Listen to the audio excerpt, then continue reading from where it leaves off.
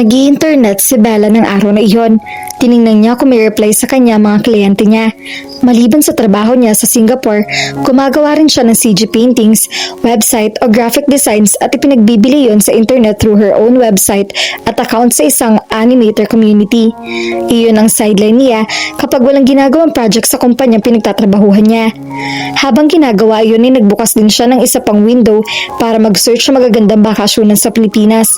Gusto niyang ipasyal ang pamilya niya sa isang lugar na makapagbabanding silang habang nasa bansa siya dahil baka matagalan bago siya makauwi uli.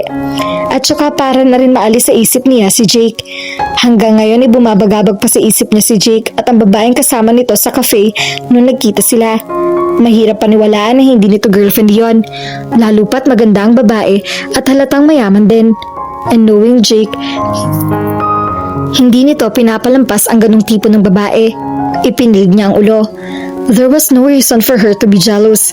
Hindi niya boyfriend si Jake at ang pagkakaibigan nila ay nagtapos sa restaurant na iyon. She ground her teeth as she continued to look for a nice vacation spot. Hindi nagtagal ay nakakita siya ng isang makapagtawag pansin na blog. Binasa niya iyon. Isla Agni. How nice naman ang name. Maraming mga picture na nakapost sa site at isa-isang tinignan niya iyon. May world-class hotel pa sa isla at tinarayo pa ng mga foreigner. Naengganyo siyang tingnan ng mga larawan. Dahil sa ganda ng lugar, hindi akalaing nasa Pilipinas lang iyon. Ang ganda pala ng lugar. Dito na lang kaya? Nag-search pa siya ng ibang article tungkol sa lugar at nalaman niyang na-feature din niya sa isang lifestyle magazine. Binalikan niya ang blog, sinundan ng link ng hotel na nakalagay roon at nagpa-reserve. Wow! Ang ganda talaga rito. This is the life. Napaangat ng tingin si Bella mula sa binabasa niyang libro dahil sa sinabi ng kapatid niya. Inilibot niya ang paningin sa tanawin sa harap nila at sumang-ayon kay Brenna. Yap, mabuti na lang at nakita ko ang vlog tungkol dito. Nasa terrace sila ng hotel suite nila at nagpapahangin pagkatapos nilang ilibot ang guide sa isla. Iniwan nila ang mga magulang nila sa spa na nasa first floor ng hotel para makapag-relax. Tatanggit na sana mga ito nung una pero tinulungan siya ni Brianna na kumbinsi ng mga ito. Pagkatapos sa mahaba-habang sales talk ay napapayag na rin niya ang mga magulang nila. Thank you ate, kasi dinala mo pa kami dito. Siguradong tuwang-tuwa si na Papa, hindi lang nagpapahalata. Tumango ito at ibinalik ang pansin sa binabasa. Narinig niya ang marahang pagbuntong hininga niya. Hay, ang daming gwapo rito. Sabi pa ng guide, dito daw nakatira si Crowbar. Baka sakaling makita ko sila dito. Magpapapicture ako at magpapa-autograph sa kanila mamaya. Hinayaan na lang niya na magmonolog ito. Ate, tawag nito sa kanya maya-maya. Ano? Tanong niya na hindi nag-angat ang tingin. Masyadong maganda ang binabasa niya para lang madistract ng ingay nito. Maghahanap ka na ng boyfriend. Baka andito ng destiny mo. Bored na tumangulong siya. Magsisimula na naman ito ng litanya tungkol sa mga lalaki. Palibhasa, hindi ito nauubusan ng manliligaw at boyfriends kaya akala nito ay marami na itong experience sa pakikipagrelasyon. Titigil na ito kapag nagsawa ng makipag one-way communication sa kanya. Ayaw niyang pinag-uusapan ng tungkol sa bagay na iyon dahil isang tao lang naiisip niya tuwing nagsisimula na ito magsalita tungkol sa mga lalaki. Kalimutan mo na kasi yung Jake na yun. Napahigpit ang hawak niya sa libro. Natumbok nito ang taong tinutukoy niya. And she was thinking of him. Pag-alis pa lang nila ng bahay. God, why did she miss him? Galit siya dapat dito. She should hate him for what he did. He was a jerk. Totally conceited and irresponsible. Insensitive fool. 10 years na kayong hindi nagkikita. Tapos gusto mo pa rin siya hanggang ngayon? Pagpapatuloy ni Brianna. Minsan talaga, pinagsisisihan niya na sinabi niya rito ang tungkol kay Jake. Palagi na lang ito ang dahilan kung bakit iniinis siya nito sa love life niya. Sinubukan niyang hindi pansinin nito, pero hindi gumana. Lalo lang niyang narinig ang sinasabi nito. Masyado ng antigo ang pagsinta mo sa lalaking yon. Yuck! Nag-date nga kayo. Pero wala naman nangyari. Hindi kayo naging mag-boyfriend. So let him go na. Hanap ka na lang ng ibang guy riyan. Sa sinabing iyon ng kapatid, unang tumutol ang puso niya. Bumuntong hininga siya at isinara ang librong binabasa. Nawalan na kasi siya ng gana. Tumayo na siya at pumasok sa suit nila nang biglang sumigaw si Brianna. Ate, si Jake oh. Dahil sa gulat, nabitawan niya ang hawak na libro. She felt her heart race. Nilingon niya ang kapatid niya na agad namang tumawa. Gotcha! Sumimangot siya. She couldn't believe she had fallen for the trick. Pinulat niya ang nahulog na libro at binalikan ng kapatid. Hoy Brianna, kung wala ka magawang matino, maglaslas ka na lang ng pulso mo. Ang cute mo talaga pag napipikon ka ate. Hinila niya ang buhok nito. Kapag binuiro mo pa ako tungkol sa lalaking yon, ihuhulog na kita sa terrace. Bantahan niya rito, ngunit tinawanan uli siya nito. Huminga siya ng malalim. Nakalimutan niyang manhid nga palang kapatid niya. Kahit anong pagbabantahan niya rito, ay hindi ito maapektuhan. Ewan ko sa'yo, pinapasakit mo ang ulo ko. Pumunta ka nga rito para makapagbakasyon. Pinibigyan mo pa ako ng sakit ng ulo. Tinalikuran na lang niya ito. Maglalakad-lakad na lang ako. Dito ka lang. Nasa yung keycard dito sa suit, hindi ba? Huwag mong iwawala yan dahil kung hindi, hindi na tayo makakapasok dito sa kwarto natin, okay? Okay, sagot nito. Uwian mo ako ng gwapo ate. Tumangulang siya at tinungo na ang pinto. Maglalakad-lakad siya sa beach, baka sakaling mawala ang inis niya sa kapatid niya. Bella enjoyed her work on the beach. Maputi at pino ang buhangin doon. Asul na asul ang dagat at parang nasa Caribbean din ang pakiramdam niya. Hindi niya pinagsisisihan ang pagpili niya sa lugar na iyon. Tinitingnan niya ang mga paa niya habang naglalakad. Natatawa siya dahil parang kapit-gatas ang paa niya at ang buhangin. Napahinto siya sa paglalakad ng mga isang pares ng paa na nasa harap niya. Medyo may kalakihan niyon, kaya malamang na isang lalaki ang nagmamay-ari niyon. Nagangat siya ng tingin at nagulat na makita si Brayden. Pati ito'y nagulat pagkakita sa kanya. Kumurap-kurap pa ito at kumiti na makilala siya. Bella, bati nito. Brayden, anong ginagawa mo rito? Tanong niya rito. Inakbayan siya nito at giniya sa isang restaurant malapit sa kanila. Inalalayan siya nitong umupo bago ito umupo sa tapat niya at tinawag ang isang waiter. Lumapit naman kaagad ang waiter at binigyan sila ng menu. It must be destiny. We always meet in unexpected places. Ngumiti siya at sinulyo pa ng menu. Maya-maya pa siyang kakain kaya orange juice lang ang in-order niya. Ibinigay naman ni Brayden ang order nito at pagkaalis ng waiter ay saka siya nagsalita. Yeah, you're right. So, what are you doing here? Napakamot ito sa ulo at tila nahihiya pang umamin sa kanya. My father found my hiding place. Tumaas ang isang kilay niya. You? Hiding from your father? Bakit? Brayden shrugged. Business and marriage. You know, the usual. The business part is okay. But the marriage? Nah. He made an expression of disgust na ikinatawa niya. Hey lady, it's rude when you laugh at other place or people problems. Ang lito. Umiling siya. Hindi ko pinagtatawanan ng problema mo. Ang ekspresyon mo nakakatawa. Okay, sorry. Nagiging paranoid ako dahil sa father ko. He has made my life complicated.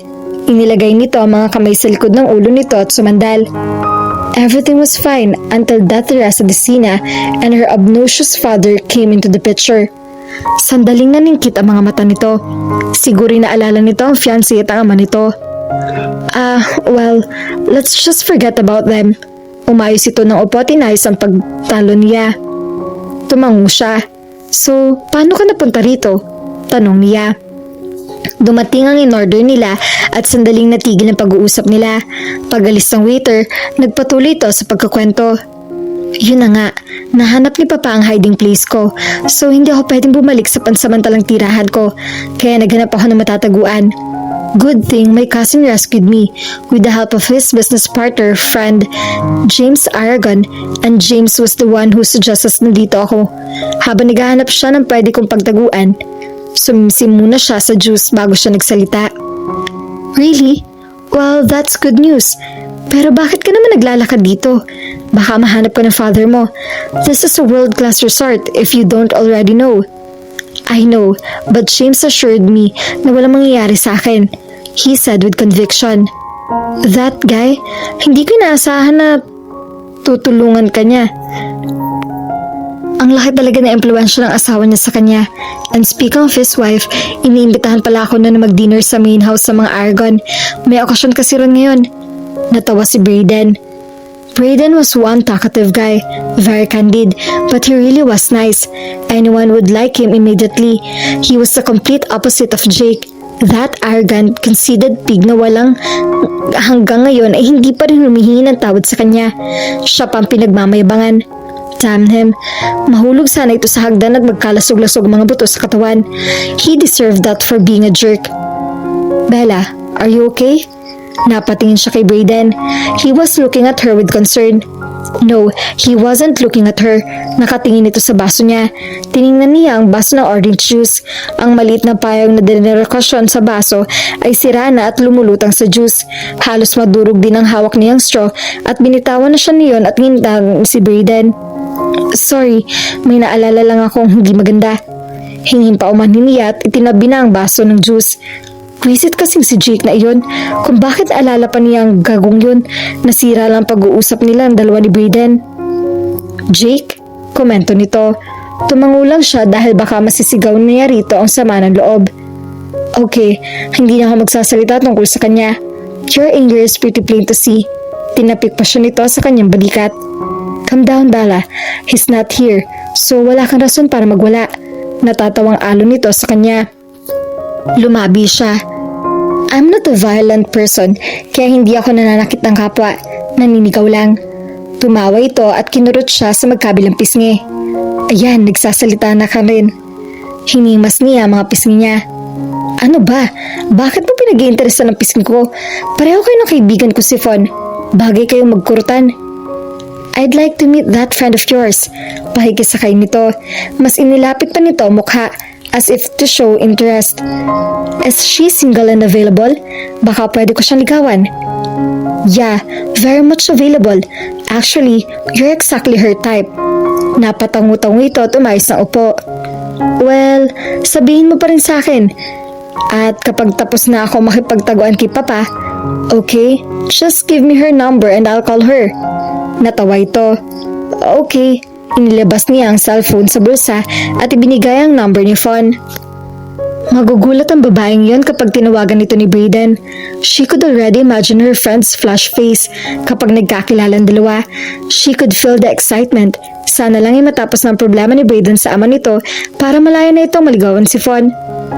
I'll call her later pag uwi ko. There was something evil in the way he smiled, but maybe it was just her imagination. Brayden was a nice guy, the complete opposite of his arrogant cousin. Brayden, napalingon sila nito nang may tumawag sa likod nito at papalapit sa kanila si Jake. Nakakunot ang noo at matalim ang tingin nito.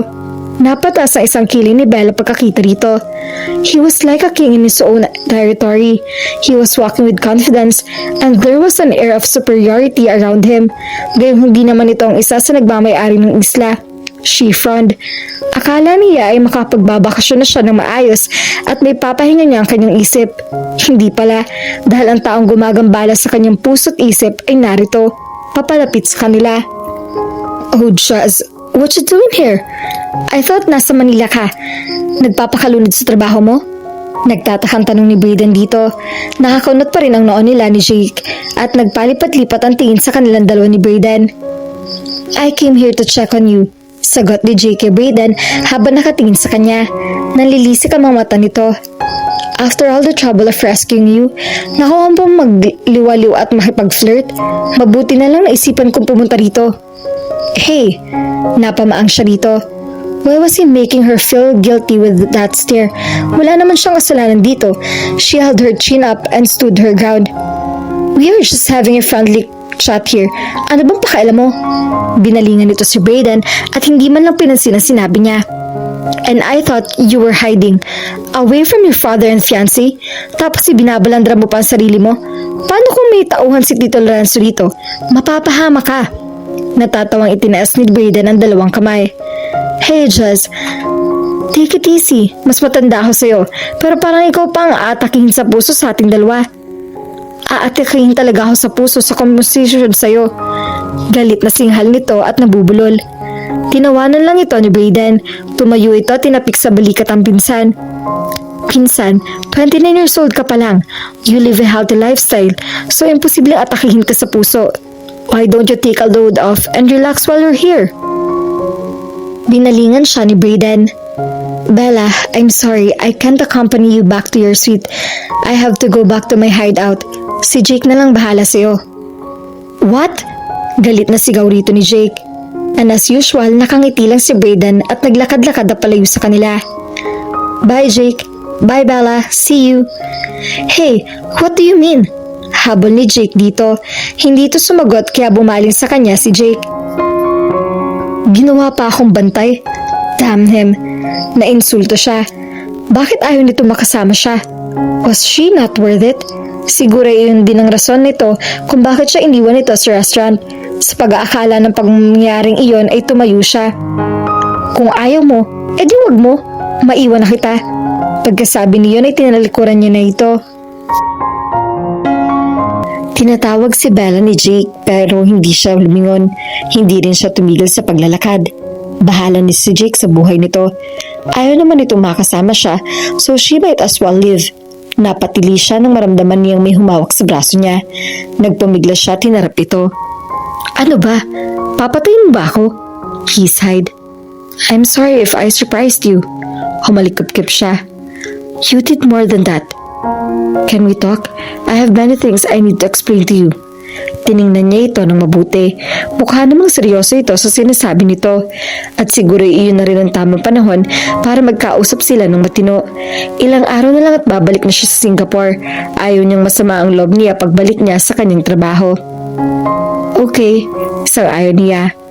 Talk. Nagpalinga-linga ito. Here? Nagtatakang tanong nito. She smiled sarcastically. At harangan ang dumaraan dito? Sige ba? Napakamot na lang ito sa ulo.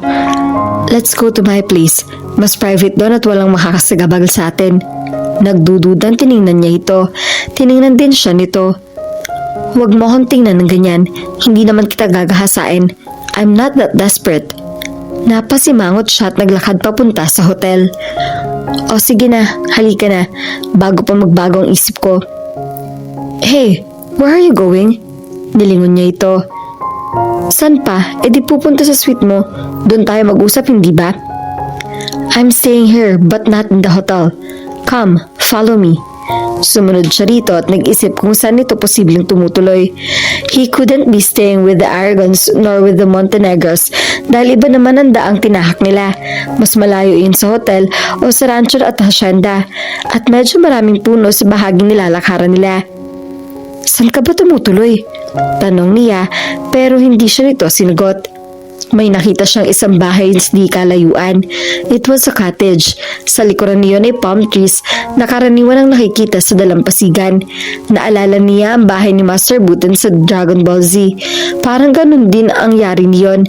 She instantly liked the place. Diyan ka ba nag-stay? Tanong niya. Oo. Kinuha nito ang sariling keycard at iyon ang ginamit para buksan ang pinto. Ayoko sa hotel. Maganda ang view ron pero gusto ko ng privacy. Iyon ang dahilan kung bakit dito ako naglalagi. Binuksan nito ang pinto. Come in. Sumunod naman siya. Binuksan nito ang ilaw at nakita niya ang ganda ng cottage na iyon. Kompleto yun sa gamit. May sala, kusina, dining at may 2 silid. Panlalaki ang mga gamit na naroon. Pero may nakita siyang isang bagay na parang wala sa lugar. Sit wherever you like. Ikukuha lang kita ng inumin. What would you like? No thanks. Sagot niya at kinuha ng stuffed toy na out of place sa concept ng naturang lugar. Umupo siya sa sofa. Pumalik ito na may dalang mug ng umuusok na kape. Umupo ito sa katapat ang inuupuan niya. Like it? Humigop ito sa mug. Umiling siya. Medyo nakyutan lang ako. Inilapag niya ang stuffed toy. And besides, hindi yan ang pinunta ko rito.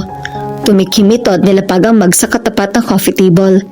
Yeah, there are so many things I would like to apologize for. Tumango siya. Mabuti naman at naiintindihan mo na rin sa wakas. Tinitigan siya nito sa kanyang mga mata. I'm sorry, Bella. Everything that happened to us was my fault. Hindi kita dapat iniwasan sa restaurant. I was unfair to you na nasaktan ko rin ang damdamin mo. And worst of all, nagkasakit ka dahil sa kapabayaan ko.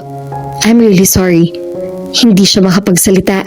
There was something in his eyes that stopped her. It was as if his eyes conveyed everything he wanted to say. It went straight to her heart, and instantly, all her anger and pain vanished, and she felt her heart beat again for the same one who had owned her heart for over 10 years. Hindi ko alam kung paano makakabawi sa'yo, pagpapatuloy nito. O kung makakabawi pa nga ako, sana lang maging maayos ang pakikitungo natin sa isa't isa kahit hindi maibalik ang friendship natin. He sadly smiled. Jake, mangiyak-iyak na sambit niya. Nilapitan siya nito at niyakap. Hindi na niya napigilan ang sarili at napaiyak na siya. I'm sorry, Bella, he whispered while caressing her hair. It was simple as that, but those little words held her heart. May gagawin ka ba mamayang gabi, Bella? Tanong ni Jake habang iniaabot nito sa kanyang isang baso ng tubig. Wala naman. Tinanggap niya ang baso at inubos ang laman iyon. Bakit? I just want to show you something. Nakangiting sagot nito. Kinuha ang baso sa kanya at inilapag sa mesa sa dining area. Ano yun? Malapit lang ba yun dito? Curious na tanong niya. Ngayong maayos na ang gusot sa pagitan nila, hindi na siya nag-aalangang pang sumama rito at nahahawa na rin siya sa excitement nito. Nawala kasi ang kaseryosohan na palagi niyang nakikita rito ng magdadaang araw. You know the island Isla Agni, right? Tumango siya. But most people don't know the stunning secret of this island. Pinoprotektahan kasi ng mga Aragon at Montenegro ang sekretong yon to preserve the island's beauty so that people will not exploit it. Napangiti siya. Ito nga ang Jake na kilala niya. Maraming suspense, but she liked it. She really loved the way he explained things. Kaya nung high school sila, kapag hindi niya naiintindihan ang lecture ng teacher nila, ito nag-explain sa kanya with matching hand gestures. She couldn't help but watch him talk with so much confidence and conviction. Kaya marami itong naluloko nung high school. He had the skill and the face to gut with it. Ano ba kasi yun? Pasuspense ka pa kasi. Pinindot nito ang ilong niya. Mamaya na, dun mo malalaman ang dahilan kung bakit Isla Agni ang pangalan ng lugar na ito. Nagkibit balikat siya. Okay, sabi mo eh. Basta siguruhin mo mag-enjoy ako. Kung hindi, sasapakin kita. Sumaludo pa ito sa kanya na parang isang sundalo. Yes, ma'am. Wow! Manghang-mangha si Bella sa nagliliparang mga alitaptap sa isang tagong lugar na sa Isla Agni. Maraming puno roon at sa gitna ay may malawak na lawa. Kahit saan lumingon ay may alitaptap. Maliwanag ang paligid dahil sa mga iyon at sa bilog na buwan. Hindi na rin nila kinailangan ng flashlight na dala nila. Ingat na ingat din siya sa paglalakad dahil baka may matapakan siyang alitaptap at mapatay niya iyon. Malayo ang nilakad nila mula sa hotel pero sulit iyon dahil magandang tanawin na sumalubong sa kanila. Hindi naman kasi siya nakakakita ng alitaptap sa lungsod. Nilingon siya ni Jake na nakatayo sa likuran niya at nakamasid lang sa kanya. Jake, halika rito. Yaya niya rito. Lumapit ito sa kanya. Like it? Tumango siya. This is the reason why this island is called Isla Agni. Agni means fire in Latin. Itinuro nito ang lawa. That's why this place called Firefly Lake. Dito naninirahan ng mga alitaptap at dito rin sila nagbe-breed. It's so pretty. Natuwa siya na may dumapong alitaptap sa kamay niya. I can't blame the families living here for hiding this place away from the public. Pagpapatuloy pa nito.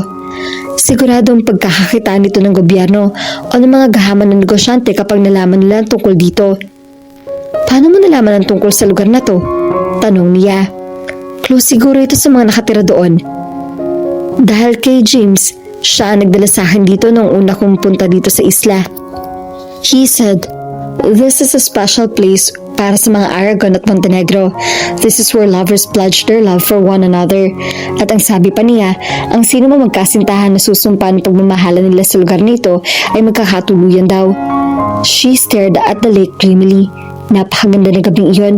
She could see the moon's reflection in the water at parang sa fantasy world lang niya makikita ang ganoon. Pwede raw ba magkatuluyan kahit magkaibigan lang ang nagpupunta rito? Napasinghap siya at tinapik ang kamay niya sa bibig niya. Anong sinabi ko? Don't tell me na. Yap, mukhang wala naman itong napansin. She sighed in relief. For example, Michelle Montenegro and Dexter Lazaro, lagi sila nagpupunta rito and they tried to disprove their disbelief, but in the end, they did end up with each other. Napasimangot siya. But isn't that sad? Inaasa mo sa isang tradisyon ng kapalaran mo sa pag-ibig. Hindi ka naman nakakasiguro na mamahalin ka ng totoo ng taong nagdala sa'yo rito na naniniwala sa pamahiin niyan. Inakbayan siya ni Jake. Napatingin siya rito. Hindi naman masamang umasa, hindi ba? Wanna try? Why not, Coconut? Ikakatuwa ko pa yan. Tinampal niya ito sa pisngi. Ano ka? Gusto mo mag-away ulit tayo? Sayang naman yun, Bella. Inalis niya ang kamay nito nakapatong sa balikat niya at naglakad sa pinanggalingan nila. Bella, sandali. Hinawakan nito ang braso niya at dahil hindi pantay ang lupa, nawalan nito ng balanse at tumumba ito. Mabuti na lang at hawak pa rin siya nito at hindi siya tuluyang bumagsak sa lupa. Pagtingala niya ay mukha nito ang unang niyang nakita. Malapit lang pala ang mga mukha nila sa isa't isa at gahibla lang ang pagitan ng kanilang mga labi. She could feel his breath fanning her lips and it sent a tingling sensation from her spine down to her toes. Even his touch sent sparks throughout her system and her heart was pounding fast with fear and excitement. Jake. Tumingin siya sa mga mata nito ngunit wala na siyang nabasa roon. Ngumiti ito. Akala niya hahalikan siya nito dahil hindi nito inalayo ang mukha nito sa kanya. Pero inalayin lang siya nito na makatayo. Be careful, Bella. Hindi pantay ang lupa rito. Nang hinayang siya. Asa ka pa. You're already friends and yet you're still asking for more. Pipimpangaral niya sa sarili. Hinawakan siya nito sa magkabilang balikat. Ayos ka lang? Hindi ka naman nasaktan? Tumango siya. He gently tapped her shoulder at muli itong bumalik sa pagmamasid sa mga alitap-tap. Kahit ilang beses ako magpunta dito, hindi talaga ako magsasawang tingnan ng mga alitap-tap dito. Nito. Napabuntong hininga siya at iniisip ang posibilidad na hahalikan siya nito. Pero ipinilig niya ang ulo. Natural, hindi niya ako hahalikan. He would be overstepping the boundaries of our friendship. And besides, he doesn't treat me like one of his girlfriends. Paalala niya sa sarili. Pero pinagbigyan na niya ang sarili makasama ito kahit sa kaunting panahon na naging malapit uli siya sa rito. Baka matagalan pa kasi siya sa Singapore at baka sa muling pagbabalik niya ay may asawa na ito. Nalungkot siya sa naisip. Posible mangyari iyon. Muli na naman siya mabibigo rito at baka hindi na niya to kayanin iyon. Pinigilan niya ang mapaiyak. Oh, bakit parang hindi ka humikubir yan? Natatawang tanong nito. Lumapit ito sa kanya at itinaas sa mukha niya para matitigan ito. Hey, are you crying? Pinalis nito ang mga luha niya. Napapikit na lang siya dahil sa kaaya-ayang pakiramdam na sanhi ng pagkahadikit nito sa kanya. Jake, I love you. Kahit lumipas ng 10 taon, walang nagbabago roon. At kahit iwanan mo ako ron sa restaurant, nakaya kitang patawarin dahil mas lumamang ang kagustuhan ko mapalapit sa'yo kaysa manatiling galit sa'yo. I just wanted to be by your side always, kahit bilang isang kaibigan lang.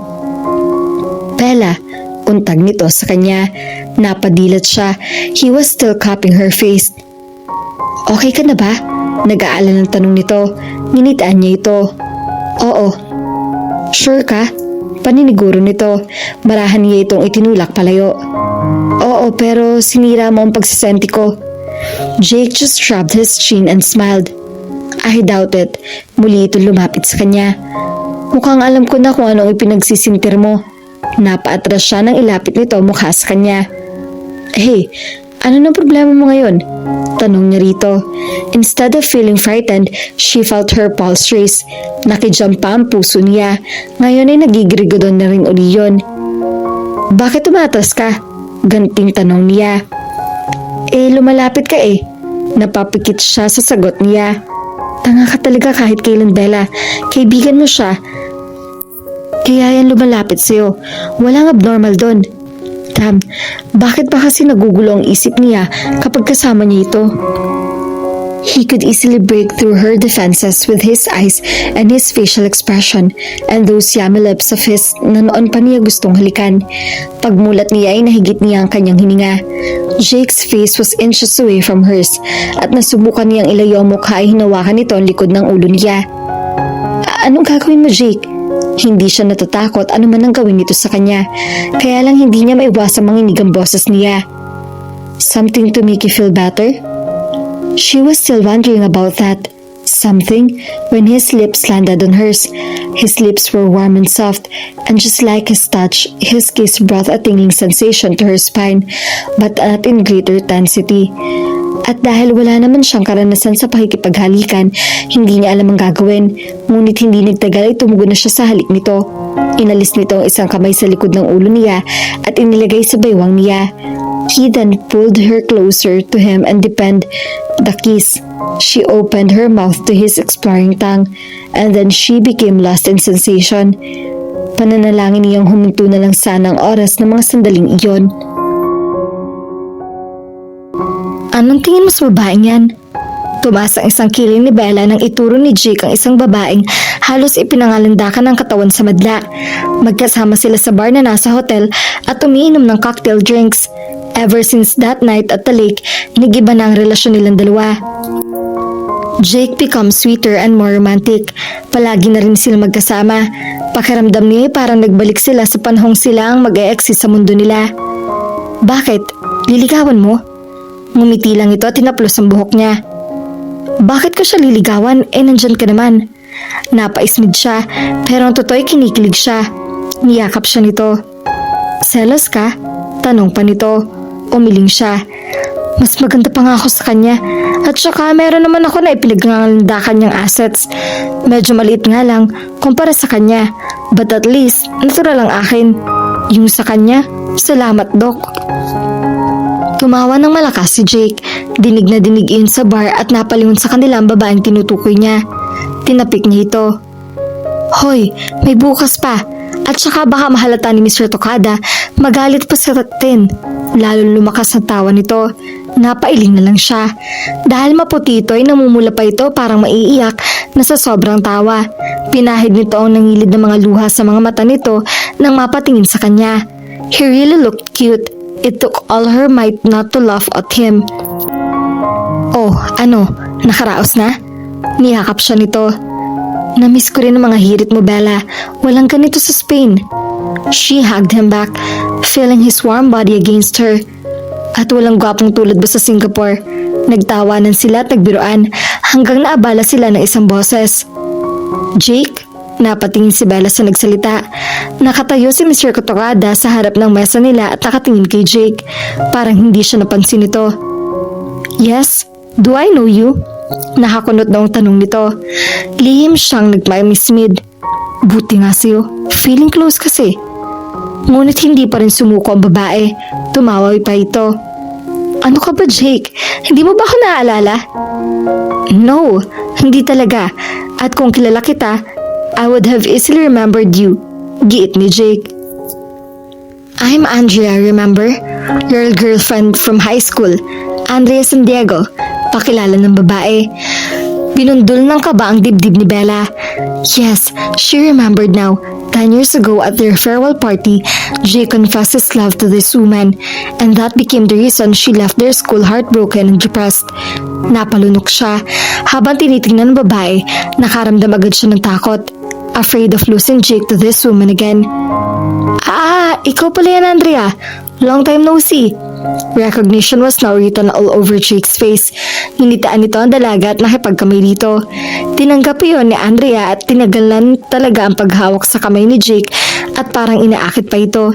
At ribidang babae, hindi na nahiya sa kanya. Nakita na nitong magkayakap sila ni Jake, inakit pa nito ang binata. Tumikim si Jake at pasimple pang binawi ang kamay. Tumawa uli si Andrea. I'm here with my friends. Sabi kasi nila maganda dito. By the way, I'm staying at Suite 2441. I'll see you around, Jake. Iyon lang ang sinabi nito at umalis na. Yun pala si Andrea. Hindi niya magawang magbiro. Mas nangingibawo kasi ang takot sa kanya because the past she had been trying to forget was now coming back to haunt her. I can see that someone is jealous here. Napalingon siya kay Jake. Nakangiti ito habang tinitigan siya. Sino nagsiselos? Ikaw. Nagsiselos ka kay Andrea. Napanganga siya. Was she that transparent? Kinurot nito ang ilong niya. Ang cute mo pala magselos. Nakanganga. Tinapik niya ito sa braso. Tumigil ka nga riyan. Hindi nga ako nagsiselos sa kanya. Nagdududang tiningnan siya nito. Hindi nga ba? Bakit nang tingnan kita kanina parang galit ka kay Andrea na lumapit siya sa akin? Saglit na natigilan siya. Paano mo naman nalamang galit ako sa kanya? Nakatingin ka kay Andrea. Pagtatanggol niya sa sarili. Bella, huwag ka na magkaila. Nakangiting wika nito sa kanya. I saw you. Kahit 10 taon tayong hindi nagkita, kabisado ko pa rin ang ugali mo. Nagagalit ka nun kapag may lumalapit na babae sa akin. At nagalit ka rin kanina nang hinawakan ni Andrea ang kamay ko. Hindi ako nagalit o nagselos sa kanya. Nag-hallucinate ka na naman, Jake. Pag-iwas niya rito, muli siyang uminom sa baso niya para makaiwas sa pagtatanong nito. Baka marami pa itong malaman sa pag-uusisa nito sa kanya, mahirap na. Pero natutuwa akong malaman na nagsiselos ka dahil sa akin. Natigilan siya sa pag-inom at kinabahan. Ibinaba niya ang baso dahil baka mabitawan niya yun sa sobrang kaba niya. What? May sinabi ka ba? Imbes na sagutin ang tanong niya ay tumitig lang ito sa kanya. Maya-mayang umiti ito but it was not his usual smile. Parang may pagka-misteryoso ang dating ng ngiti. Bella, may sasabihin ako. Dumoble ang kaba niya sa sinabing iyon ni Jake. Wala siyang ideya kung anong nilalaman ng isip nito ngayon. May kinalaman ba yun sa kanya? Ano? Meet me at the open restaurant by the beach. Mamaya 7 o'clock. Sagot nito. Iyon lang? Akala niya may sasabihin nito importante. Iyon pala makikipagkita lang siya dito sa restaurant kung saan sila nagkita ni Brady noon. Minsan hindi talaga niya maintindihan si Jake. Bakit? Nagtatakang tanong niya. Kinurot siya nito sa pisngi. Basta, secret ko na lang yun sa'yo. Nanulis ang muso niya. Magsisigmula ka na naman ng suspense mo. Tumawa lang ito. It was a hearty one at hindi niya maiwasan na mapangiti. Parang tuwang-tuwa kasi ito. Hindi naman niya alam ng dahilan. Was it because of her? As if, bulong na isang bahagi ng isip niya. Sorry, I can't help it. Pero siguruhin mo makakapunta ka ha. It's really important for both of us. Napakunot noo siya. Anong ibig sabihin nito? Buong araw na hindi nakita ni Bella si Jake pagkatapos sila mag-usap sa bar. Sinabi kasi nitong may aasikasuhin nito importante para sa pagkikita nila mamayang gabi. Nagtaka siya. Bakit kailangan nitong paghanda ang mabuti ang pagkikita nila? Gayong mag-uusap lang naman sila. Sinabihan din siya nito na huwag muna lumabas sa suite nila. Kahit nakakabagot, pumayag siya tinisang walang kabulhang sentimento ni Brianna sa buong maghapon. She wanted to be pretty in Jake's eyes, kaya nagpaganda rin siya. Pinag-isipan niya isusuot niya at nagtanong pa sa kapatid niya kung bagay iyon sa kanya. Abala siya sa pagsusukulay ng kanyang buhok nang biglang magsalita si Brianna. Oh, ate, ano pa ginagawa mo riyan? 7:00 Hindi ba't magkikita kayo ni Jake mo ngayon? Nabitawan niya ang hairbrush nang nagulat siya. Napatayo siya at tiningnan ng wall clock.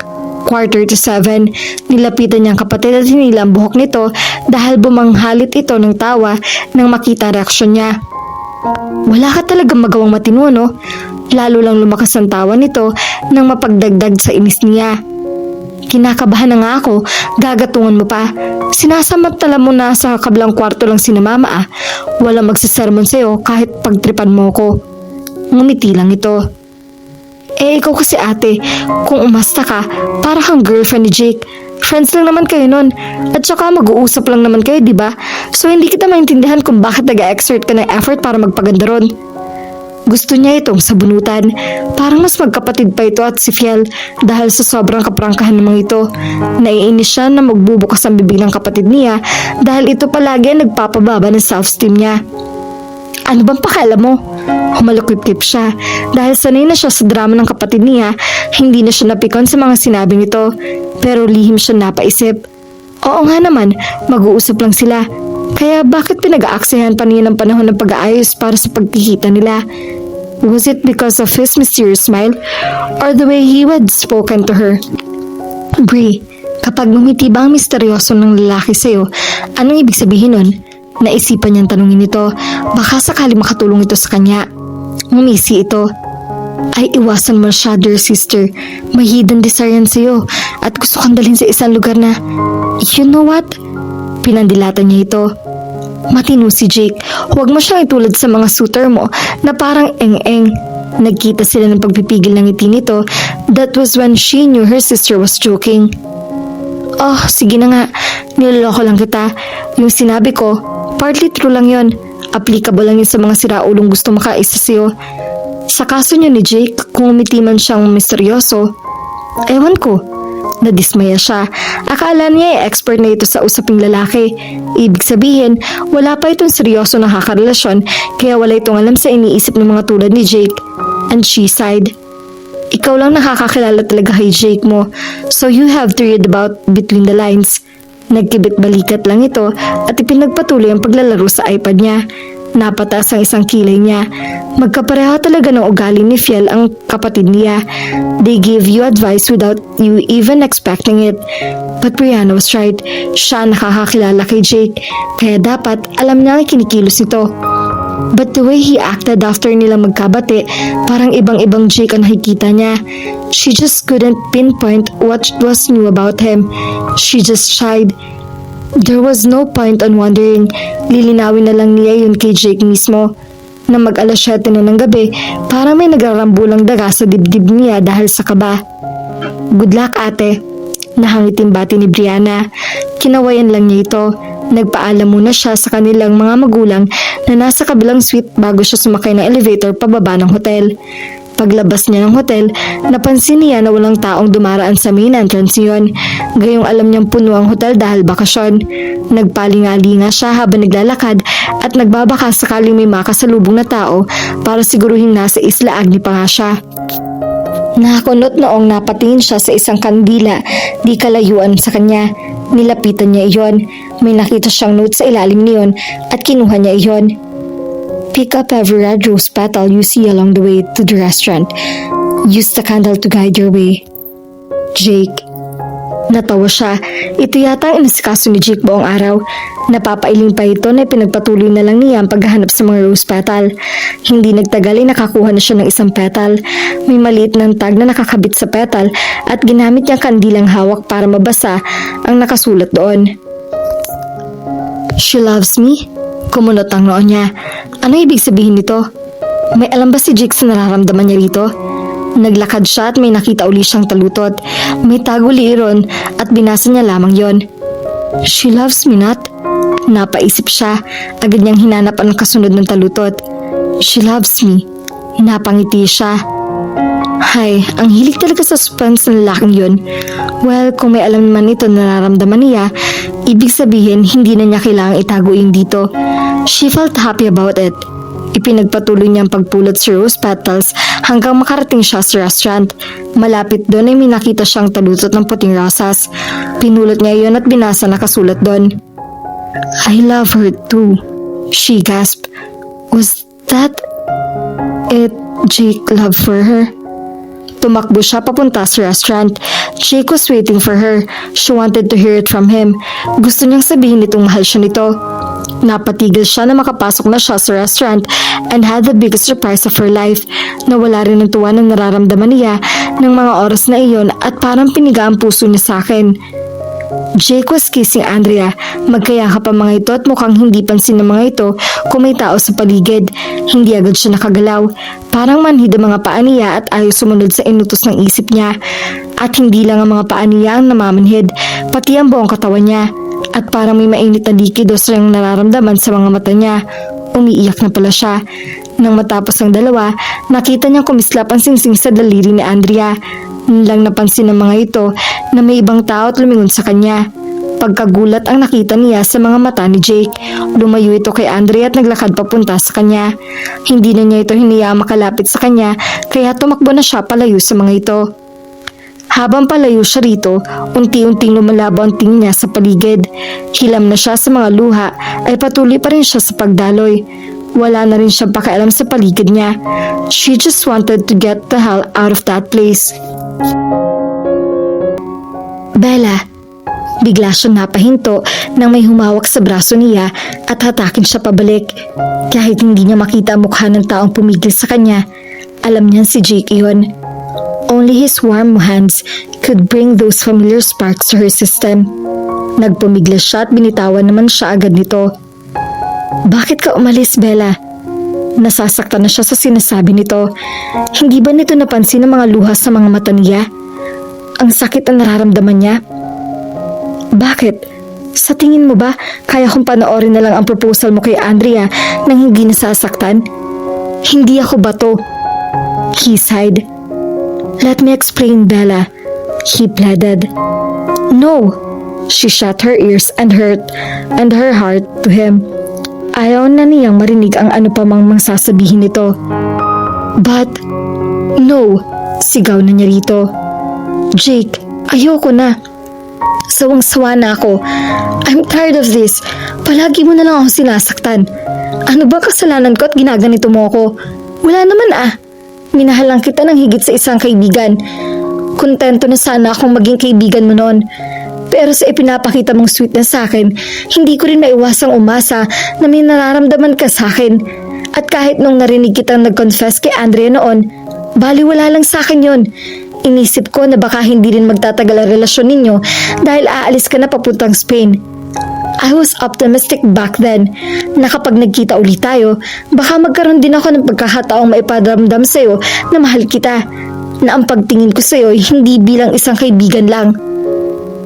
10 taon tayong hindi nagkita, pero 10 taon din akong nakulong sa damdamin ko para sa'yo.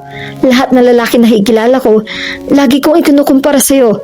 I thought they were all inferior to you, na mas magaling ka sa kanila, na mas matalino ko sa kanila. Ganun ako hanggang makarating ako sa Singapore. Nang muli tayong magkita sa airport, I was shocked. Hindi kita agad nakilala. But then the effect you used to have on me was still there.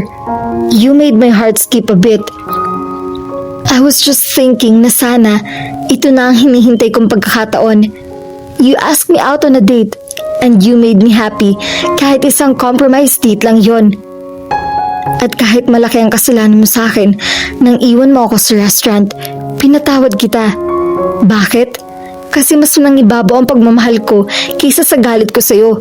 Nang maisip ko ang posibilidad na mawawala ka ng tuluyan sa akin, natakot ako. I wanted to stay by your side kahit bilang isang kaibigan lang. Pero sa nakita ko ngayon, hindi ko pala kaya.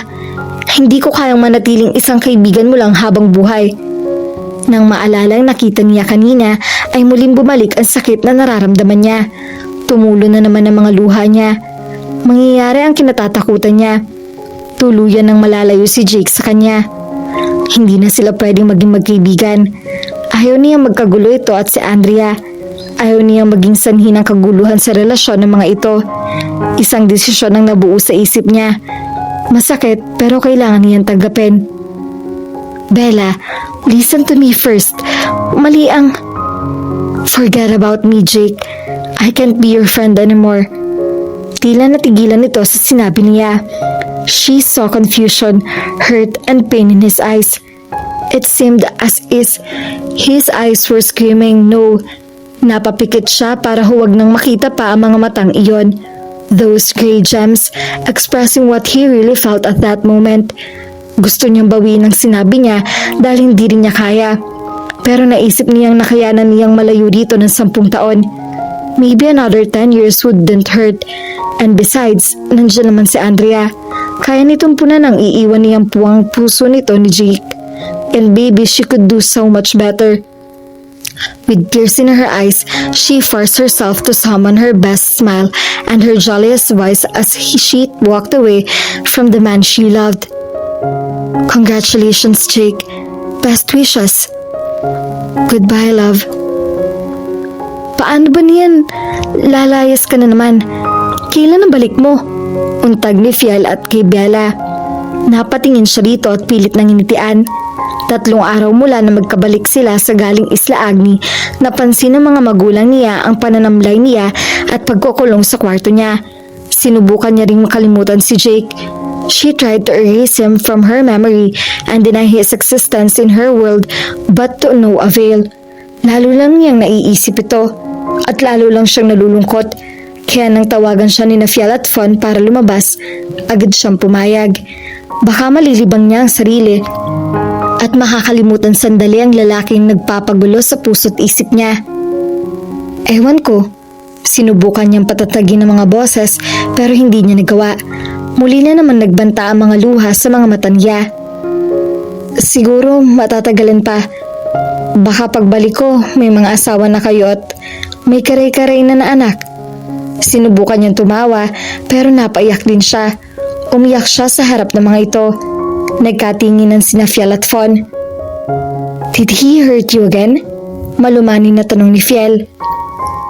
Nawawala ang pagka-bitter nito kapag nasasaktan ng isa sa kanila ni Fon. Parang nagiging ate nila ito kapag nabibigo sila. Bella, you have to let go. Ilang beses ka na ba niyang sinaktan? You're just wasting your time on him. And that jerk doesn't deserve your love and your tears. Komento ni Fon. Tiningnan nito ng matalim ni Fiel at nikabit balikat na lang. Hindi siya nakasagot. Tila naiintindihan naman siya ng mga ito, kaya hinayaan lang siya nitong umiyak. Nang kumalma na siya, ikinuwento niya sa mga ito ang nangyari sa Isla Agni. Kahit nahihirapan siyang alalahanin ng masasakit na pangyayaring nagbabago sa buhay nila ni Jake. Damn that guy! Galit na tili ni Fon. Naimpluwensyahan nito ni Fiel. Mukha kasing nasa paboritong mood ni Fiel si Fon. Ang bitter mood. She really appreciated her friends now more than ever. Her mood changes slightly. Bakit ka ba niya patuloy na sinasaktan? Manhid ba siya? She sighed. Hindi niya ako sinaktan this time. Nakakita siya ng iba. And besides, kasalanan ko rin kung bakit ako nasasaktan ng ganito. Hinayaan ko siyang saktan ako, kaya ganito nangyari sa akin. Ayaw niyang mabaling kay Jake ang galit ng mga ito. She still cared for him. Gusto niyang sisihin siya ng mga kaibigan niya dahil ayaw na niya magkaroon pa ng rason na alalahanin si Jake. Kahit pa, giit ni Fon. He doesn't even have the guts to tell you what he really feels for you. Pinaasa ka lang niya. It was unusual for Fon to act that way. Parang may pinanghuhugutan ng galit nito. Pero bago niya alalahanin ang problema nito, aayusin muna niya ang sarili niyang problema. Yeah, but as I've said, may kasalanan din ako. Pagtatanggol niya kay Jake. Nagpauto rin ako sa kanya. Fon, that's enough. Saway ni Fiel. Matamang tinitigan siya nito. You should understand Bella's feeling more than I can. Natahimik si Fon at napatingin din nito sa kanya. Tila naiintindihan nito ang ibig sabihin ni Fiel at napailing na lang. You really love that guy? Tumango siya. Umismi dito. Lucky bastard. Sandali silang natahimik at pinakiramdaman ang paligid. Si Fiel ang bumasag ng katahimikan nila. Bella, wala sana kaming mabalitaan na nag-suicide ka sa Singapore dahil lang sa nabigo ka sa lalaking yun, ha? Paalala nito sa kanya. Napangiti siya. Only Fiel could think of these kinds of situation. Bitter na nga ito, pessimist pa. Certainly not. Hindi naman ako ganun kadesperada. Paniniguro niya. Huwag ka mag-alala, Fiel. Kahit mamatay ngayon si Bella, hindi yan tatanggapin sa impyerno. Banat naman ni Fon. Hindi pa nito ang kuko at pinagbastan yon. Masyado nang maraming kasalanan si Bella para i-accommodate pa doon. Baka ibalik yan dito, kaya hindi ka dapat nag-aalala. Natatawa sila ni Fiel sa biro ni Fon. Ngunit ang mga tawang iyon ay hindi nagtagal at napalitan ng mga luha. Parang alam nila na hindi na sila ganoong magkikita dahil mahihiwalay uli siya sa mga ito. Nakikita na niya ang sariling hindi natutulog nakakachot sa mga ito. At siguradong mauubos ang load niya kakatext sa mga ito. Siguro mag-aalat siya ng budget para sa mga pangit na to. She smiled despite her tears. It was really good to have friends like them. Hungkag ang pakiramdam ni Bella. Gusto niyang makaalis ng bansa pero may bahagi ng pagkatao niya ang gustong manatili. She stared at her passport. I guess this really is goodbye. Goodbye, Jake. Be happy. Inihanda na niya ang sarili para magpaalam sa pamilya niya. Mag-iingat ka, Bella.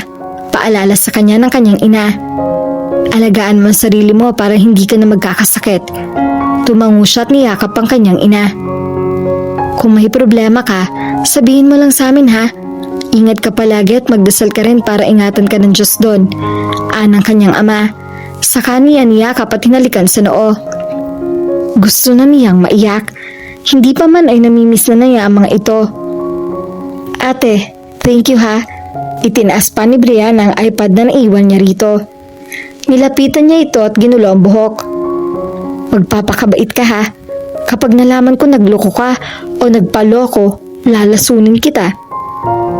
Sa Singapore ka ate, huwag kang mangarap. At saka, immune na ako sa lason. Nandyan ka, diba? Ikaw naman ang lason sa buhay ko. Nahangising sagot naman ito. She smiled. Hindi na talaga magbabago ang kapatid niya. Niyakap niya ito at niyakap din siya. Be careful. Alagaan mo si na mama ha. Tumango ito at suminghot. Tiningnan niya ang mukha nito at nakitang may mga luha ang mga ito sa mata. Napaiyak na rin siya at mahigpit na niyakap ang kapatid. Tinawag na ng mga pasaherong kasabay niya sa flight, kaya nagpaalam na siya sa mga ito. Ate, paano kung pumunta sa bahay si Jake at hanapin ka? Saglit siyang natigilan. Umiling siya.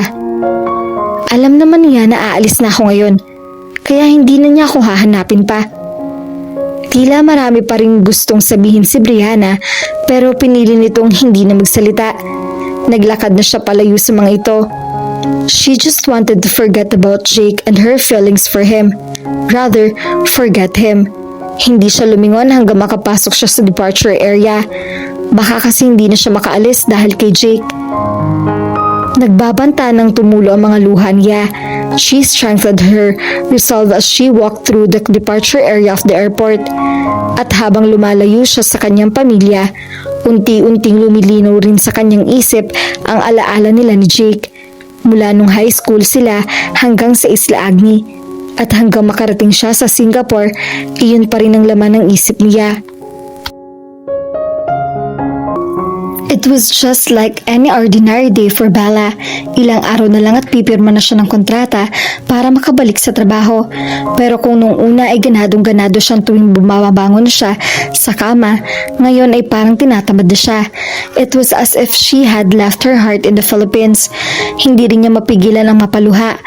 Napapanaginipan kasi niya gabi-gabi na nag-propose si Jake kay Andrea. Kahit halos 2 linggo na mula nang mangyari iyon. Hanggang ngayon ay malinaw pa rin sa isip ni Bella ang pangyayaring nagbabago sa kanya at sa relasyon niya kay Jake. It's really important for both of us. Yeah, importante nga yun para sa kanilang dalawa, lalo na sa kanya. Her heart was broken for the second time. Natapos na ng tuluyan ang pagkakaibigan nila.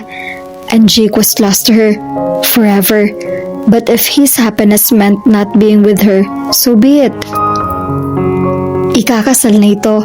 Kailangang kalimutan niya ito. Ayaw niya maging sagabal sa relasyon ng mga ito. Bumangon na siya sa kama at pumasok sa banyo para maligo. There was no point in thinking about the past. She had to move forward. At kung patuloy lang niyang iisipin si Jake, lalong hindi siya makakapag-move on. Then the image of Jake's gray eyes flashed through her mind. Those gray gems were like the sky during a storm, turbulent. She could easily get lost staring deep into his eyes. Ipinilig niya ang kanyang ulo para iwaksi yun sa isip. She had to get over it. Hindi sila para sa isa't isa. And now that she had ended their friendship, siguradong wala na silang dahilan para mag-communicate. She stepped out of the bathroom when she finished taking a shower. Nagbihis na siya para maglakad-lakad. Baka pansamantalang makalimutan niya si Jake, and she hopes she could find another guy na makatutulong para makalimutan na niya ng tuluyan ng lalaking iyon.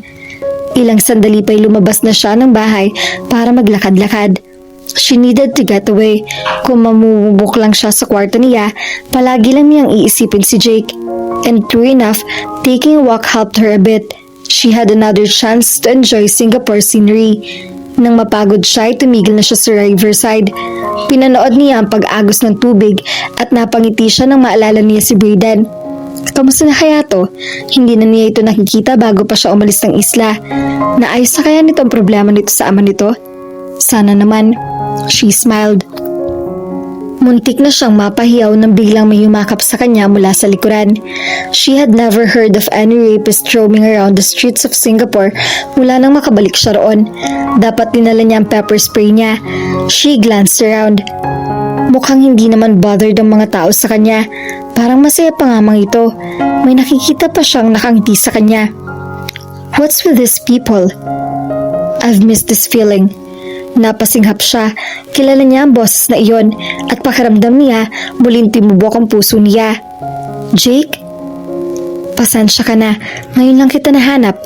Humigpit ang pagkakayakap nito sa kanya. It was as if he was scared of losing her. Scared of losing her? Kailan pa? Anong ginagawa mo rito?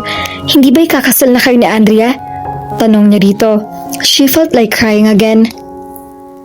Damn, stop talking about that woman. Ayaw na nga makakarinig ng kahit ano pang bagay na may kinalaman sa kanya. He seemed angry. Natahimik na lang siya. Sinundan kita rito para itama ang mga maling akala mo. Patuloy nito. Natigilan siya. Anong maling akala niya? Nantangkain niyang bumitaw rito para tigilan nito. Pinigilan siya nito.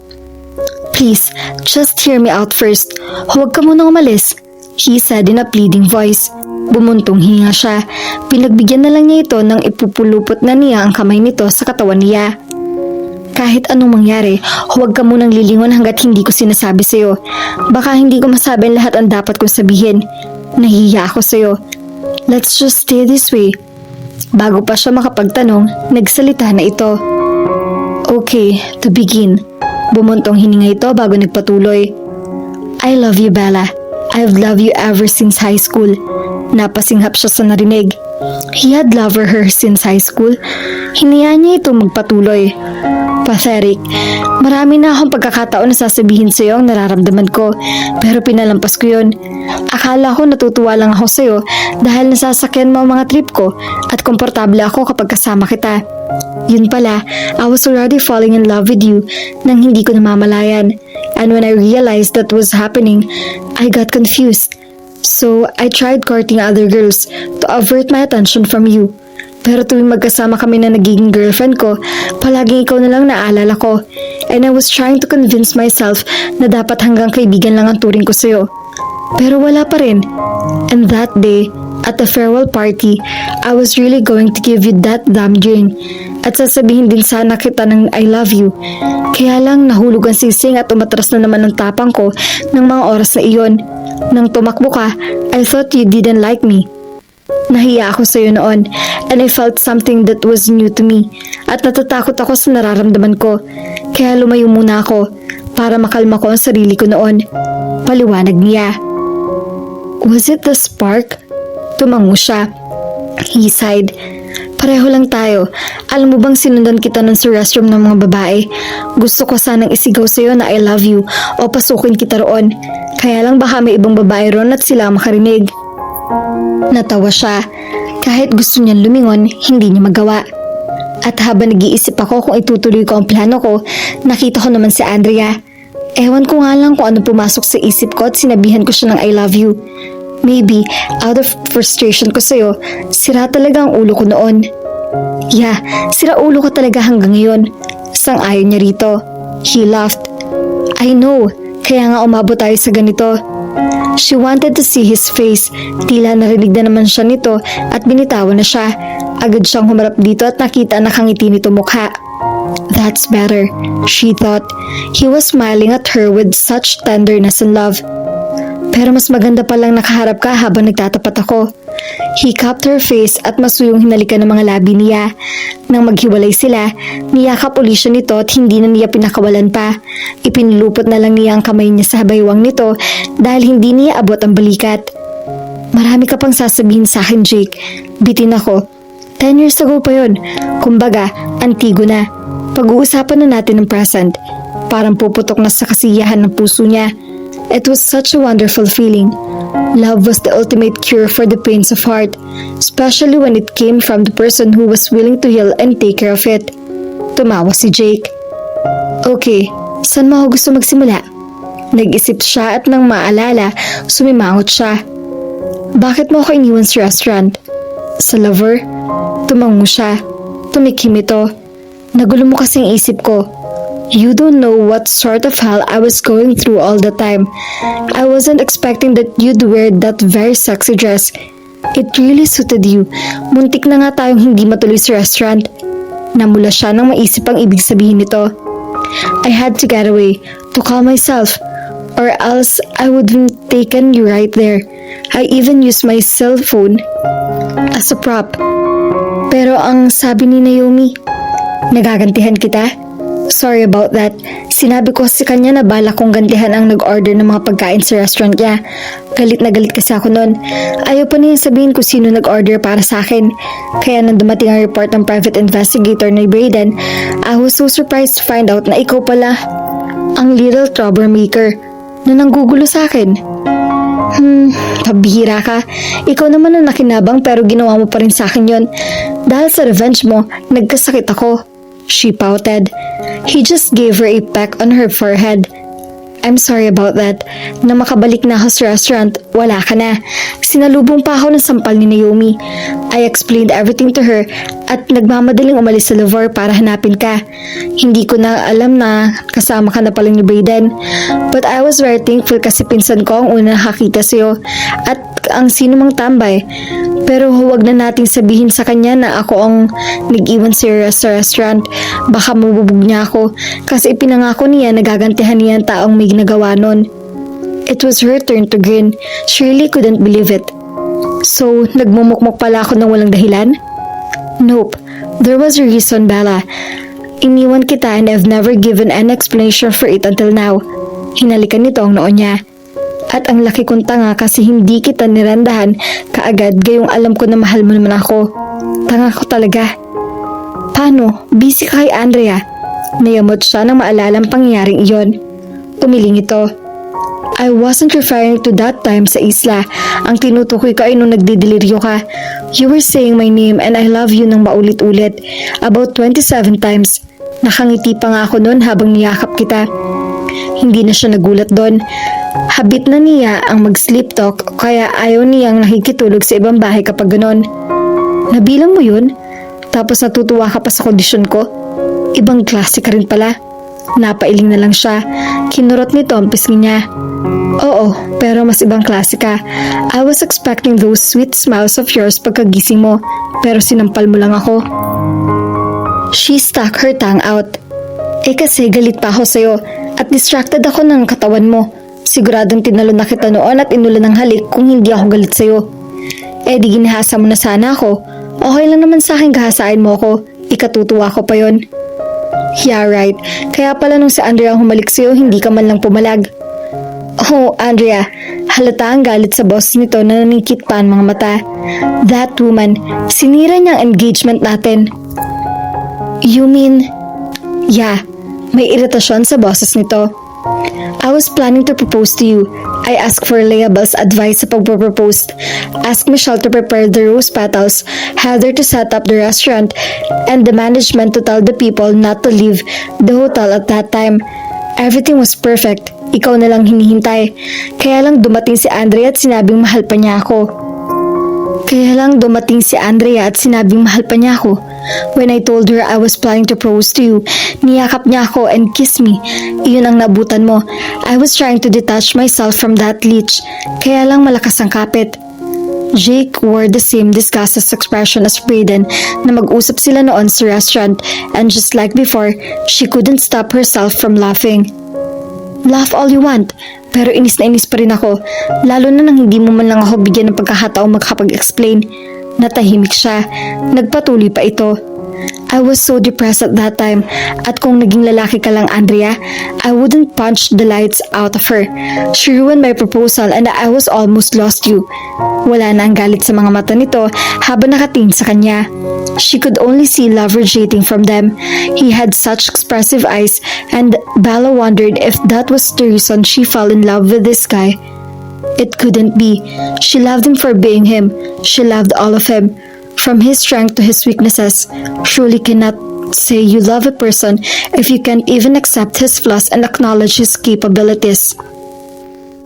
You once said you can't be my friend, Bella. You're right about that. But I can't forget about you. Just thinking about it makes me crazy. I love you and I'll show you how much in the next years of our lives. Humiwalay ito sa pagkakayakap sa kanya at may dinukot na maliit na kahon sa bulsa ng pantalon nito. Binuksan nito ang kahon pagkatapos lumuhod sa harap niya. Tumambad sa kanya ang isang napakagandang singsing. Papayag akong hindi mo na ako maging kaibigan kahit kailan. On one condition. Marry me and be my wife. She couldn't help but smile. Dalawang kondisyon yon. Ngumiti lang ito. Is so handsome. Isinuot na nito ang singsing sa daliri niya.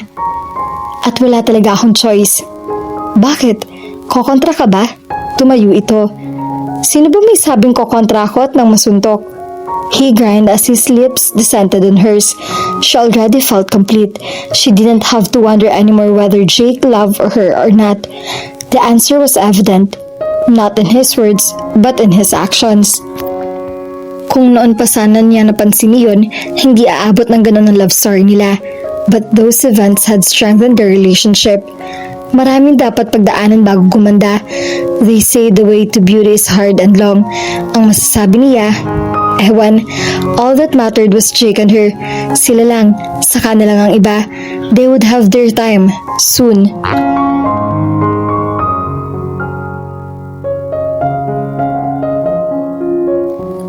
At dito na po nagtatapos ang kwentong pag-ibig na Bella at Jake.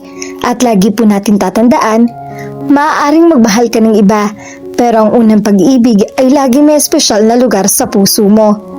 At sa tamang panahon, may isang tao magpapatunay sa iyo kung bakit ka para sa kanya at kung bakit hindi ka para sa iba. At sana po ay may nakuha kayong aral at inspirasyon sa kanilang pag-iibigan. At muli po ay samahan at suportahan niyo po ako sa mga kwentong pag-ibig na ibabahagi ko sa inyo. Maraming salamat po. God bless and stay safe.